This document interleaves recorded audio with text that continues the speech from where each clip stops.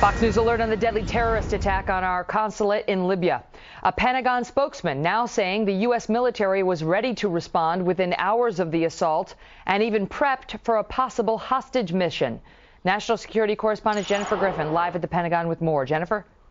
Hi, Megan. Well, Pentagon spokesman George Little says that there should be a timeline released by the military soon about what assets were moved where in those initial hours after the attack on the consulate. We have reported in the past, and the Pentagon is now confirming that several special operations teams were moved into position, but they did not get to the base in Sigonella or get to Libya in time to be of any help during the crisis.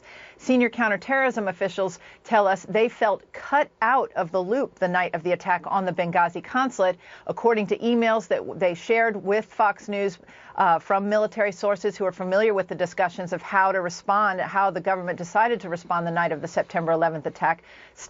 Top State Department officials decided not to send a FES team, a Foreign Emergency Support Team. This team from the State Department and CIA has a military Joint Special Operations Command element to it and has been routinely deployed to assist in investigations, for instance, after the USS Cole bombing and the bombings at the U.S. embassies in Kenya and Tanzania.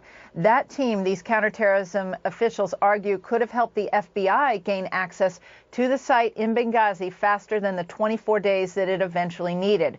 The State Department says a FES team would not have done any good. National Security spokesman Tommy Vietor gave this explanation.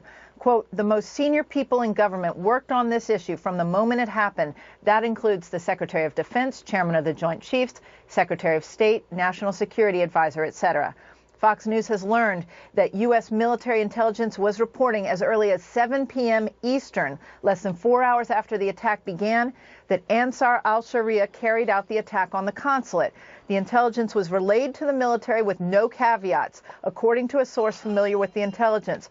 Further, State Department cables show that Stevens' team warned Washington that at 6:43 in the morning, they had concerns on September 11th that members of the Libyan police sent to guard them were photographing the compound. Quote, this person was photographing the inside of the U.S. special mission, and furthermore, this person was part of the police unit sent to protect the mission from the Ministry of Foreign Affairs. U.S. intelligence officials tell Fox that 3 hours before the attack on the consulate, they had reports from the ground in Benghazi that an armed militia was gathering 3 hours before the attack. Megan? Wow. Jennifer, thank you.